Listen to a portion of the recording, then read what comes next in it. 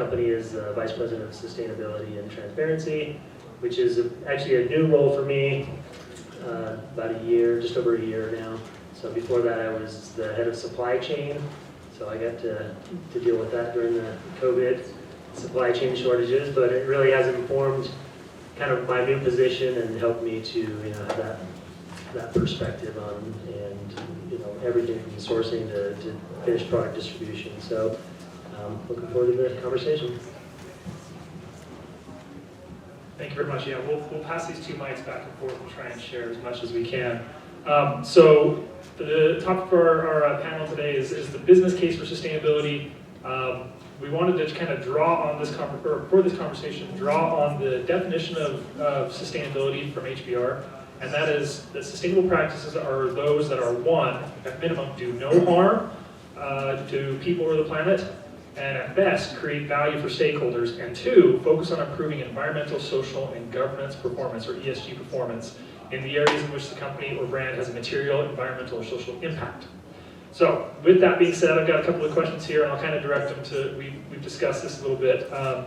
So the first question we do have is, how does your organization view sustainability, and how does it integrate into your business strategy and or your current goals? Danielle, do you want to start with this one? So if you saw the keynote, you probably heard a lot of this already, but it is very important to Dell Technologies to make sure that we are keeping environmental efficacy and sustainability in mind, not only when we're designing our products, when we're creating new products, but also in how those products get recycled and refurbished.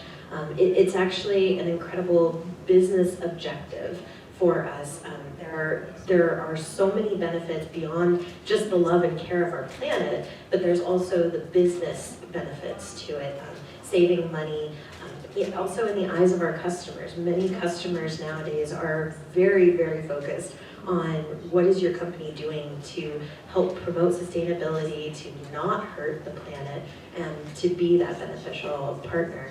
I'm actually going to call out something that my colleague Adam shared with me today. He actually did hear Michael Dell, who, if you didn't know, that's who Dell Technologies is named after, but he mentioned that he doesn't want to see a Dell product in a river or on the side of a mountain or in a landfill. Partially selfishly, because that's his name and it's there. So it's an incredibly important aspect for our company in doing all of the things about contributing to the circular economy, as well as just making sure that we're being responsible stewards for the environment and for the planet.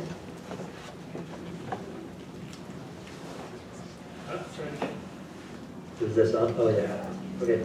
So I neglected to mention Nature Sunshine, and I assume maybe some of you have heard of the company, but some probably haven't.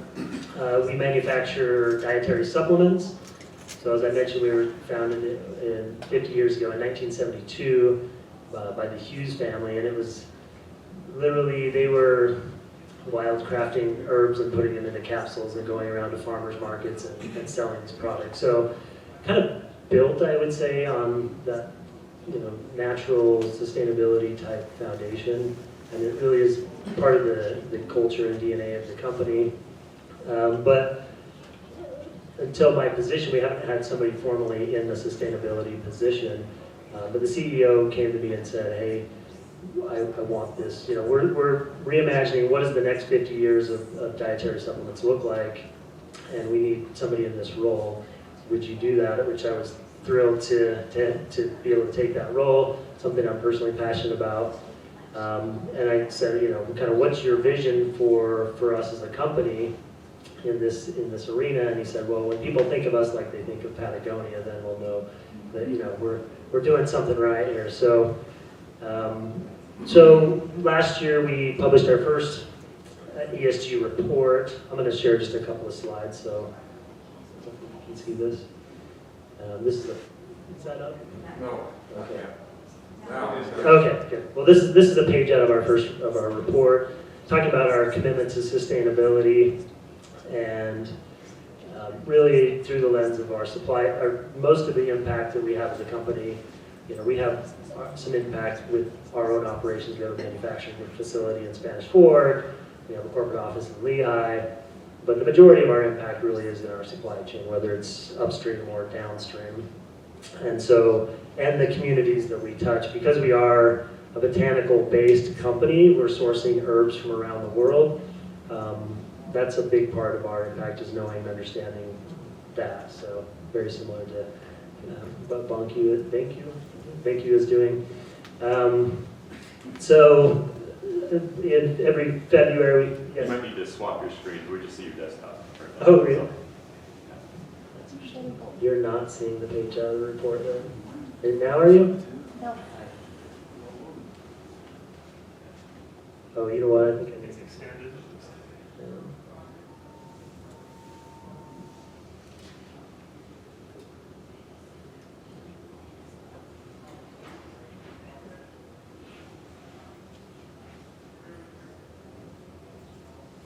Now you're seeing probably the slide deck, right? There it is. We good? Yeah. Thank you. All right. So yeah, this is the page out of the report, as I mentioned. But so every February we get together as a kind of leadership team and we talk about strategies and things like that. So that going back to Deven's question, how do we tie sustainability into our strategies as a company? I won't share the specific strategies we discussed, but there's kind of three, they call it the vital three strategies for the company. But I like how the CEO framed it, is it's all built on this foundation of sustainability and transparency. So we want to lead with that. That's kind of who we are. We want that to be part of our DNA. We want it to be part of the daily decision-making process, is to be built on this lens of sustainability and transparency. So, yeah, the CEO is very much behind this, and I think that's critical, is having the top leadership to support this. And so in our report, we set four goals that we want to work on initially, which was a 50% reduction of greenhouse gases, scope 1 and scope 2 by 2025, 100% renewable energy in our own manufacturing facility by 2023, zero waste to landfill at our U.S. distribution centers, and a 35% waste reduction at our own manufacturing facility by 2025. So I'm happy to announce that we did go 100% solar last year for our manufacturing facility, which was a big deal for us. We partnered with the Clover Creek site in Mona, if you guys are familiar with that. So we don't have on-site solar, but we're purchasing the solar from them. But that does have back to our goals, that has a big impact on our greenhouse gas emissions. So we've made significant progress towards that first goal. The second goal is we've completed. The third goal, we have 3 distribution centers in the U.S., so we've implemented some more aggressive recycling in those areas. We've been able to we're about 50% to zero waste. Zero waste doesn't mean absolute zero, it just means that there's actually some zero waste certifications you can get, so we're looking at that right now, and it really gets to about 90% reduction of where we started. So we're about halfway there. And then our manufacturing facility in Spanish Fort, we've started to improve our recycling. We still have a long way to go, so we're doing some more stuff there, but really kind of early stages on our significant improvement there. Excellent, thank you very much. So we've heard some great examples of what you guys have been doing in your organization and integrating sustainability into the kind of the business strategy, into the business case there. Wanted to ask a little bit more about kind of creating the shared value around sustainability and how the idea that a business will generate economic value by identifying and addressing social problems that intersect with their business. Katelyn, could you talk about this one a little bit? Is this on still? Yeah, okay. Yeah, one of the things that we actually were built on the premise of we wanted to get farmers, waste collectors, those at the very beginning of your supply chain's visibility in the supply chain, since they are the source of everything we eat, use, everything like that. So we as a company have always been focused on the social impact. That's our mission personally. But what we've actually seen from brands that have come and used our software is that there is a lot to be gained in terms of economic value in finding and solving social problems.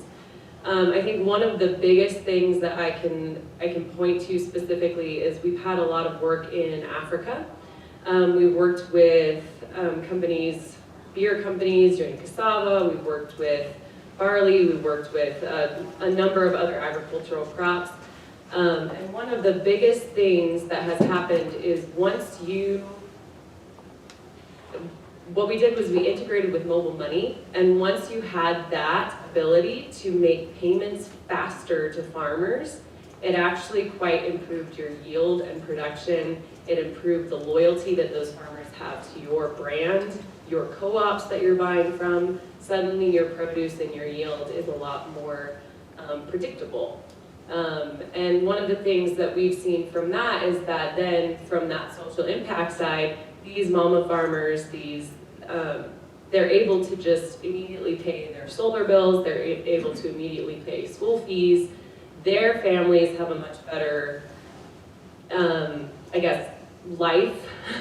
They have a much better life, they have a much better livelihoods, and they are more capable of increasing their production as well. So looking at that's a small thing, but the big impacts that we found are really the biggest impact you can have is the beginning of your supply chain.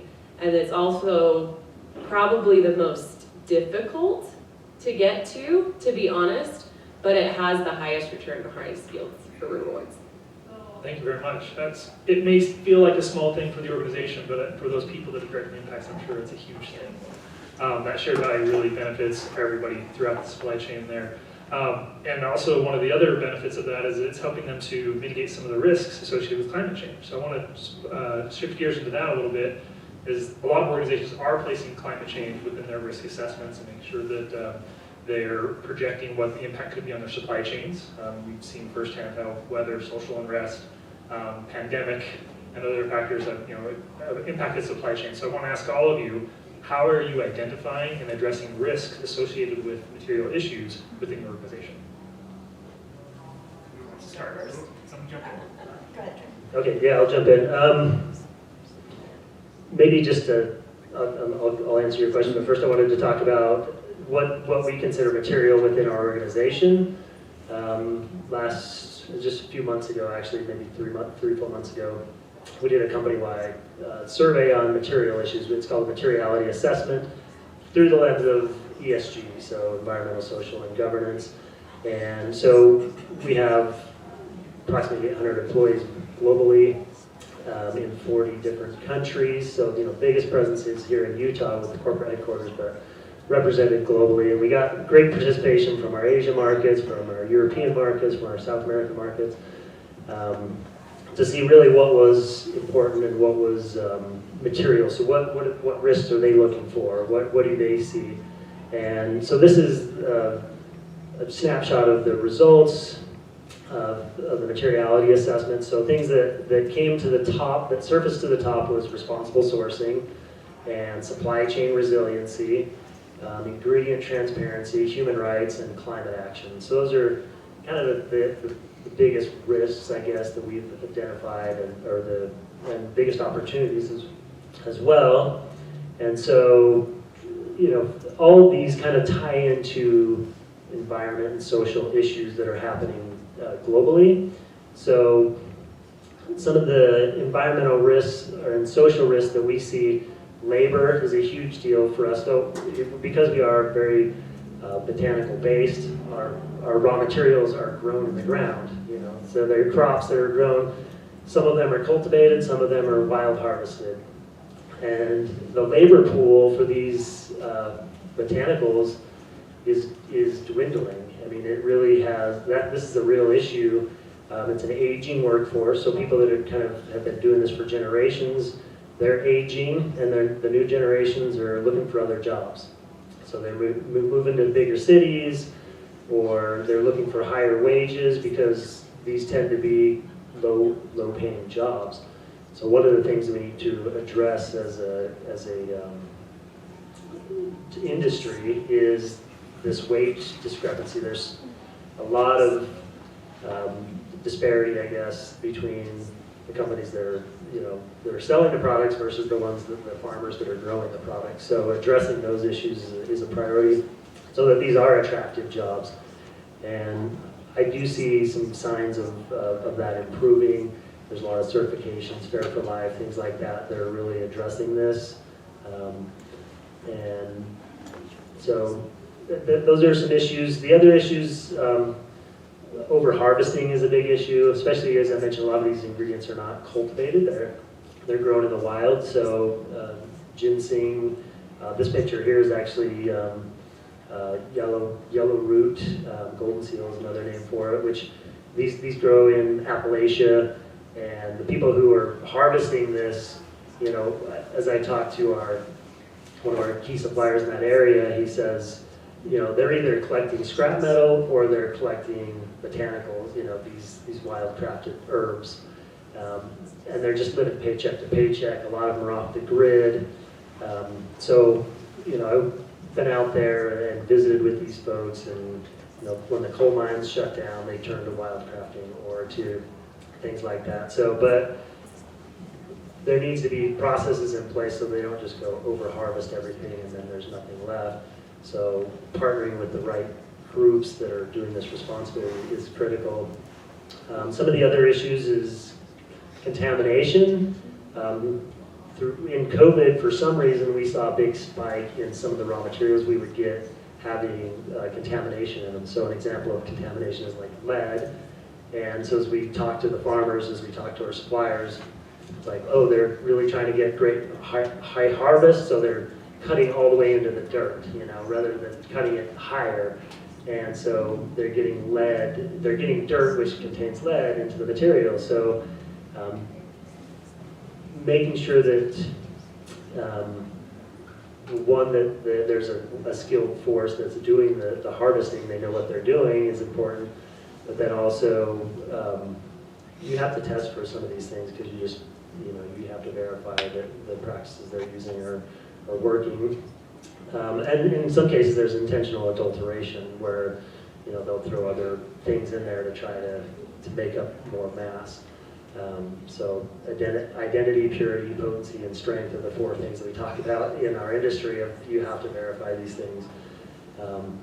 And urbanization, so just a great example of that is saw palmetto grows in Florida. The cities are growing and the saw palmetto is decreasing because of because of the shopping malls and parking lots and whatever it is. So those are real issues. And then climate change, everything with severe weather. We get crops they're frozen. They will get a bad frost or the drought. And then soil depletion and rising temperatures. All these things.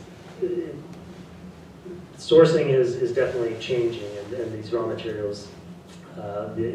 We have to be proactive, and the best way to do that is to build strategic partnerships. You have to, and I don't know what your company's doing, because you have to know where your material is coming from. You have to build those relationships.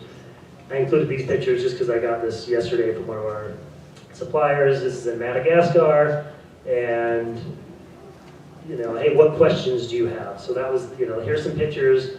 What questions do you have for these people? So I'm going to respond back. But just having that open communication with on the ground is critical. And building these partnerships where they trust you, you trust them. Having long-term contracts so that they know that there's going to be a revenue stream for them. They don't plant something and then they don't have anywhere to sell it. So those are some of the risks that we're dealing with. Yeah, I can take a stab at this too. So I don't know if anybody heard about that pandemic thing, but definitely affected the supplies of semiconductors, of chips, pretty much name a component within a technology device that it didn't affect. On top of that, so we did have the pandemic.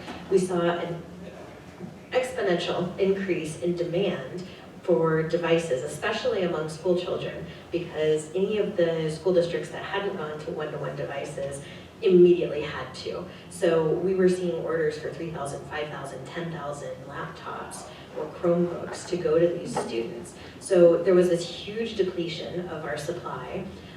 There were also the challenges as far as, many of the components were sourced from around the world, screens, keyboards, LED lights, all kinds of different components that go inside of a technology device.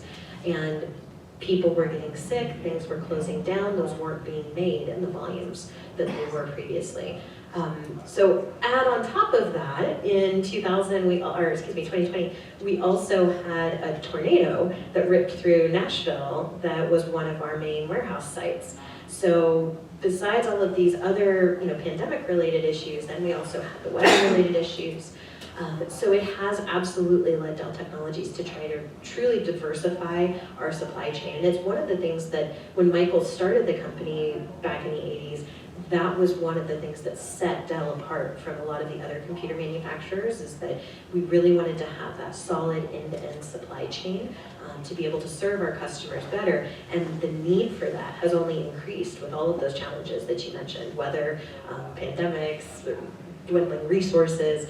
And so that's, again, one of the reasons why not only do we try to diversify our suppliers, but we also do, like President Tamina said, we try to go to government organizations and say, look, we need to have things like the CHIPS Act that are going to allow us to have more locations to get these supplies, to get consumers the products that they need, to get the technology that needs to be out there. We also are incredibly focused on that circular economy piece, because if we can have people turn in their e-waste, not only are we helping that go from landfills, but it's also giving us back those supplies that we need in order to create new and innovative products and keep that going. Yeah, I think what I would just add is there's kind of three big things that we've seen a lot of companies trying to do. The first thing is, we've all talked about supply chain disruptions. That was a huge issue during the pandemic. One of our clients was able to actually readjust their supply chain during the pandemic because they could see what was coming in. And they saw in one country, we're low on cassava over here, but in this country, we're producing enough. So move from one country to the other, transport that over, and then we've got a solid supply chain in both, right? So once you have that visibility down to your source, you're able to make those adjustments for when those disruptions arise. Another thing that we've seen a lot of companies looking to do is, because of climate change, a focus on regenerative agriculture. But then how do you prove that if you don't have something at the source helping you figure out what's going on at your farms, right? You have to look at pesticides, you have to look at tilling, you have to look at fallow land for years on and off, and it's a lot of information that needs to be gathered. So having some way of collecting that is going to be really key to make sure that your initiatives are having the greatest impact that they possibly can. And then the final thing I would say is that a lot of companies with all of the climate change issues are looking at carbon offsets. You're looking at conservation, you're looking at reforestation, you're looking at just purchasing them from someone, right? But there's been a lot of issues lately with those carbon offsets being purchased from carbon marketplaces that actually turned out to be not accurate, right? And so having that visibility down to a plot of land to be able to verify that what you're purchasing is actually having the right impact on the environment is going to be huge in the future too, just because we see so much of that happening, that's the way the world is going to go. We want proof that this is actually making the impact we're saying it is. Absolutely. It's encouraging to see companies putting a lot of money into these programs, but it's sad when you find that some of these things were ill-advised or not as they were portrayed to be. So talking about dollars, I'm going to move over to kind of financial benefits. In recent years, we've seen a lot of organizations investing millions of dollars into their sustainability programs. I think organizations like GE or Google, Amazon, Dow, some of these really large organizations. What type of financial benefits or cost savings have you seen or are hoping to see in your programs? Katelyn, do you want to talk to this, and then maybe Trent a little bit too? Yeah, I think one of the biggest financial benefits is the cost savings that you can find throughout, well, for us, the cost savings that you can find throughout your supply chain. There's a lot of possibilities there of decreasing your costs if you know what costs are happening, right? And then what I talked about previously of those yields becoming higher because you actually have some sort of handle on what's happening at the source so that you can have that visibility, you can help your farmers have more regenerative agriculture, you can keep your products out of landfills, return them into the circular cycle, right? Having all of that visibility of being able to see what's happening so that you can maximize those benefits and save those costs that you otherwise wouldn't be able to save.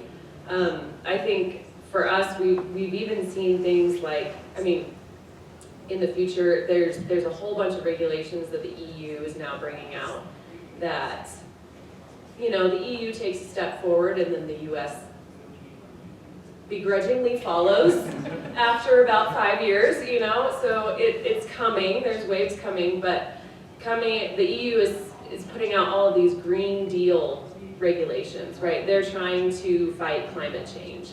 And some of that is significant penalties to companies who can't report and can't validate what they are reporting on. And being able to reduce their greenhouse gas emissions throughout their supply chain. Some of it has to do with social problems too, being able to prove the ethical sourcing of your materials. So that's coming down the pipe that people are going to have to worry about.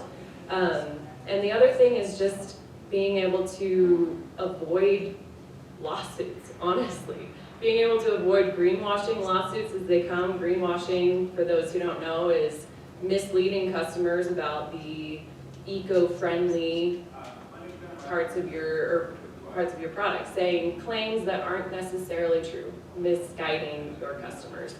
And we're seeing a lot of that. H&M got nailed for that. You know, there's a lot of that coming, and so being able to keep your reputation untarnished is going to be big in the future as well.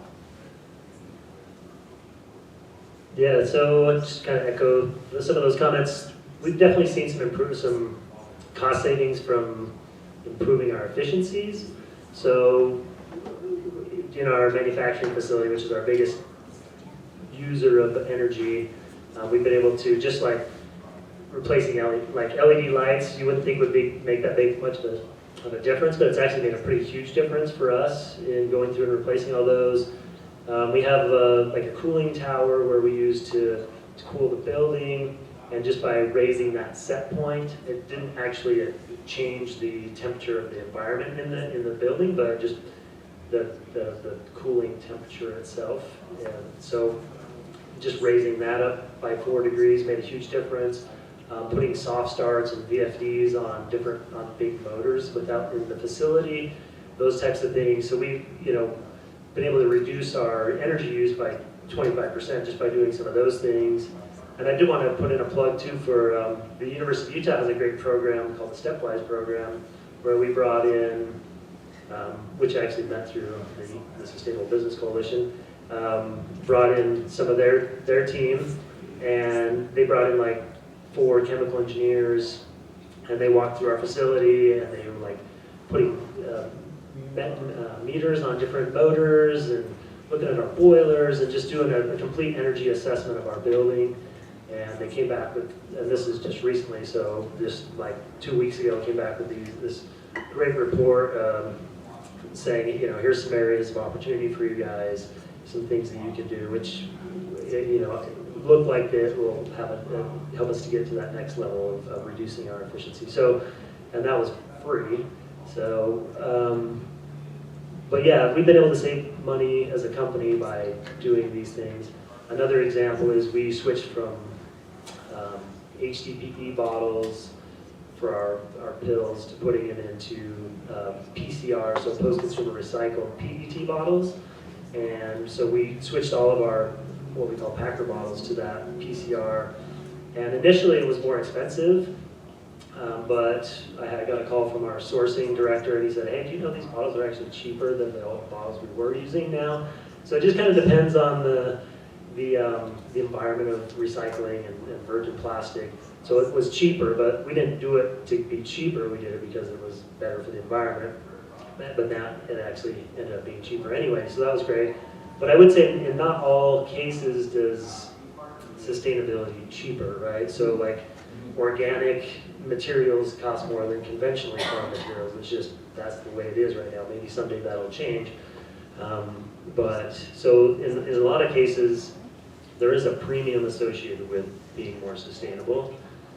But I was at the Supply Center Expo West in California, if you guys are familiar with that, is last month. And there was a great presentation by Nielsen IQ and McKinsey and Company. They kind of did a joint research. And so I got a couple slides I wanted to share with that, but because all the data that I've seen in the past has always been like, hey, based on these surveys, the customers prefer, they'll buy sustainable versus non-sustainable items. But it's always just like survey-based. And I had never actually seen sales data that supported that before. So they did this great research where they looked at 600,000 different SKUs across like 44,000 brands or something. So it's a massive study over 5 years of data. And they came back with some, so what they were looking at specifically was on packaging, if there was any sort of a sustainability claim on there, recyclable. So some of the claims that they were looking at were on this bubble chart here. Organic, responsibly sourced, non-GMO, organic, vegan, these types of claims that were on the packaging. Did they have any impact on the sales of those products? And so what they came back with is, yes, it did. So it was 170 basis points or 1.7% continued compound annual growth. So that's, 1.7% doesn't sound like a lot, but as you compound that over multiple years, it's actually fairly significant. So yes, these products that had sustainability type claims on them made a big difference. And what was interesting too is they said that if there was one claim, you saw a little bit of an uplift. If there were two, you saw more, 3, and 4. So for the number of claims that you put on there actually really impacted the sales of those products. And I think what they hypothesized is the reason is that, if you have 4 seals on there, then you really are more authentic and you're really doing something as opposed to just one. But, so that's interesting. I mean, and they were careful not to say, this doesn't mean just go put these claims on your bottle, your packaging, right? Because that's the whole greenwashing thing. But companies that are doing this sincerely and authentically are getting rewarded for it. And I think that's the message there is that, doing it the right way. And there's a lot of collaborate with other companies in the same industry, in our industry, and there's a couple of companies that I have a lot of respect for. But I mean, just like the Cotopaxis of the world, they're getting rewarded for doing the right thing. And I think there's other companies that have the similar momentum by doing the right thing. They're leading out with sustainability, and people are looking for that. Consumers want that. They want to do what's right, and so they're willing and they're making their purchase decisions based on that. Thank you. It's exciting to hear that USBC connected you with UVU for that project. That's what we're really focused on is making these connections so that we can further the progress. But it's been interesting, if you've been in the field, you've seen how it's really shifted where now you can attach these types of financial benefits, cost avoidance or risk avoidance with actual dollars behind it as you're driving through your strategies and through your programs. So very neat. Thank you for sharing that. Trent, you're kind of hitting on the next topic I want to hit on, and that's about customer loyalty, because customers are now expecting this transparency, this honesty, and tangible actions. That's to avoid the greenwashing. They actually want to see that numbers are in fact changing and you're making those efforts. So Danielle, I wanted to ask you, how are you engaging with your customers to satisfy those needs? Yeah, it is very important, and it is definitely one of our business imperatives. We are seeing our customers ask, both just the consumer side as well as the large business side. In my role as an education strategist, I typically deal with colleges, universities, and over the past year, I've had at least 3 or 4 requests, especially from public universities that are required to report on what their usage is, what kind of products that they're buying.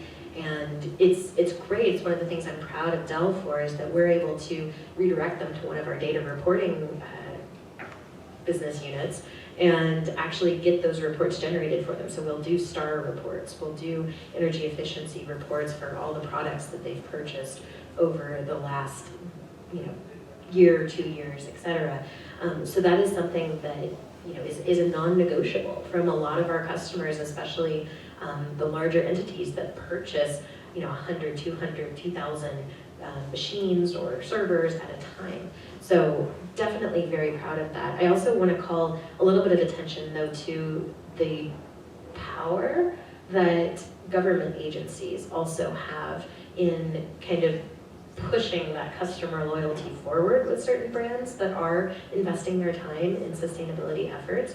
Because, for example, I work a lot, you probably heard me make a couple references, I work a lot with the gaming and esports side of the house as well. And our Alienware computers, those are high-end computing, gaming machines, and they require pretty significant power sources. Well, with the new legislation from California and from Colorado and from a lot of the states, as far as, look, you as a manufacturer need to start kind of keeping track of and making sure that you're making wiser choices as far as your power supplies go in your products. We had to go back and completely revamp some of the power supplies that we offered for those particular states. And, it was an immediate term thing that said, oh, this legislation passed, we need to do this. But then there were discussions within our company that said, okay, this is not necessarily a good business practice to do this one way for California and another way for the other states. Let's just do it the one way that will meet California's needs. So I think customer loyalty comes in a lot of different flavors, and it's something that's really important. Thank you very much. I'm going to put all 3 on the spot here because we had one more amazing panelist that couldn't make it. We really wanted to hear from on customer employee engagement, because we've talked a lot about kind of the the supply chain and the external customer engagement, but we really want to talk about employee engagement because a lot of recent studies have shown that notable improvement in your employee productivity, loyalty, morale, your turnover rates when you have a strong social and environmental mission. So I just want to kind of ask you guys, just take a couple of minutes each, or a couple of sentences. How are you working to engage your employee base, and what benefits have you seen or hope to see? Or what have you seen your organizations, how they've engaged you? Yeah, so the engagement part, some people just want to be involved anyway. You don't have to do anything to engage them. They're just, hey, sustainability, I'm 100% on board. Like, we have an office in Barcelona, and I get emails and meeting requests all the time to hey, what about this? What about this? So they're just engaged. That's what they want to be doing. But yeah, trying to get the whole team engaged is important. And one of the reasons we did that materiality assessment was to get people's input. Because I think people want to be engaged when people ask them. If you're soliciting that information. And then we do have this global management meeting where we're meeting with all of our business units, all of our markets around the world. And it's interesting because I presented at that, and since then, that was in February, I've just been I have to say our Asia markets, I thought were the ones that were least interested. Europe is it's like a no-brainer. Everybody in Europe is interested. Our U.S. business unit is very interested in this. Our Asia markets, I was well, I haven't really been getting the type of engagement that I've been getting with others. But after I presented, they were like, hey, can you present to our team? So I presented to our team in China and our team in Japan, and they want to be involved. And so I think it's just really communication, just getting it out there and sharing that message. So I feel my biggest role is to share this information and get people engaged, not necessarily doing all the execution, but really getting people engaged and wanting to participate. And it's not always easy. So. Yeah, I think for our company, it's been, we are a for-profit, for-purpose, so, and we're a small team. There's about 30 of us worldwide, and so it's all about social impact for us, really. But I think it really does drive a lot of initiative among the team. Everybody feels like they have a part to play in that. And I do feel like those companies, you know, we talk about Patagonia, Cotopaxi, like people are very proud to work for these companies if they have that social slant to their business model. So I think it definitely could drive employee retention to have something additional to that profit-making base. And at Dell Technologies, we're really fortunate to have employee resource groups, or ERGs. And so, you know, we have them for lots of different things, for remote workers, for our Black Networking Alliance, Asians in Action, caregivers who maybe have a child or an older adult at home, but our Planet ERG is one of our most popular ERGs. And so it's incredibly motivating to be able to have town halls every quarter with these other people within our company that care about our environmental impacts, to get information about, you know, like many of the slides that we've shown, and just also get together with other people within your company that are passionate about the same things. So I'm actually incredibly excited. Next Thursday, I'm going to be going up, we're doing a recycling drive with our partners at Intel in Colorado, and, you know, trying to collect that e-waste and just be there and show the public that, hey, this is something that's really easy to do, and we really believe in it. So it definitely, to your points, like, I'm engaged because I get to go to that next week. Can you hold on that microphone? I just want to ask you a little bit more about the ERG, the Planet ERG. How long has that been around, and what's participation like in that group like? Is there a waiting list? I just hear a little bit more about it. No waiting list. So it's there are definitely thousands of members that I know of. When I've been on some of like our town hall meetings quarterly, there's, you know, they have to put it in webinar format because it's too many people to put it in a normal Zoom room. And it spans across the globe. It's not just the U.S. There are different chapters within the states or within those global locations. But it is something that I would say that there are thousands of people. And I'm sorry, what was the first part of your question? I'm just curious, how long has it been around? You know, that is a good question that I don't have the exact answer to, but I know pretty much for the entirety of Dell's existence, environmentalism and making sure that we're including opportunities for employees to engage in those types of activities has been something that's important. Thank you. For those that are in our position where you have responsibility for your organization, like these folks have talked about, driving sustainability, getting employees championing it is just, it's huge. my past experience, if you didn't have these employees from the ground level driving it, it was chaotic at best, and it was pulling your teeth just to get people to do things. So thank you, I appreciate that. We're just going to wrap up here. We heard some great information. Please, if you need to grab somebody real quick and ask questions, please feel free to do that. We're excited as the Sustainable Business Coalition, the Utah Sustainable Business Coalition, to have this discussion. Our goal really is to bring the organizations together to share information and to, like we said, drive the sustainable practices in Utah through business or other organizations. If you're not a member, please see one of our, we've got a couple of board members sitting here, so you're welcome to come and chat with us. But thank you very much. We really appreciate your time, and thank you to our panelists.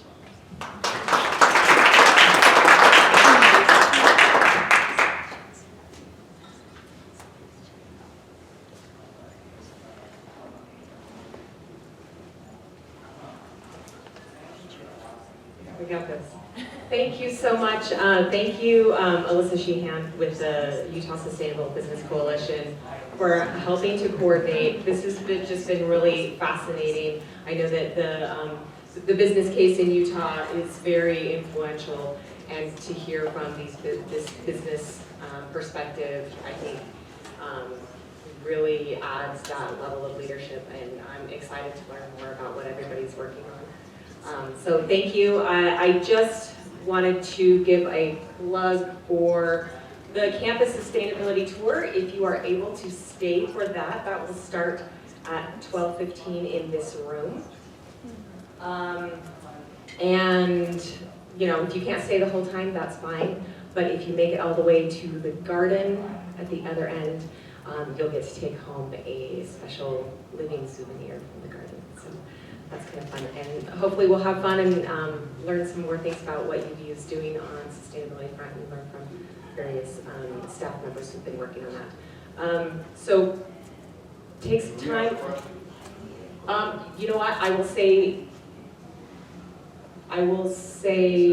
yeah, maybe visit. We've got about 25 minutes until the tour starts. There should be some snacks, I forgot to check. There should be some snacks right next door, so I know that we're not serving lunch, but grab a snack to fuel up. And on your name tags, there is a QR code for a summit feedback. If you wouldn't mind filling that out, that would really help us in planning for future events. And yeah, so go chat, grab a snack, and hopefully we'll see you back here at 12:15 for the tour. Thank you.